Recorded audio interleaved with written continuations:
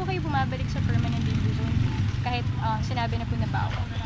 Kasi po, yung dito yung pong taniman natin ng mga gulay, hindi naman pwedeng, wala naman kasi kaming ibang pagtataniman ng mga gulay, dito lang talaga.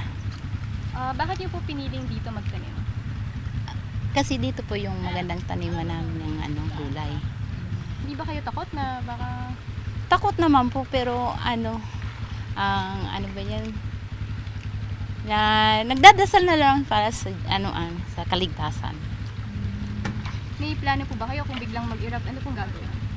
Siyempre naman kung biglang umirap lang ngayon, alis naman kami po dito.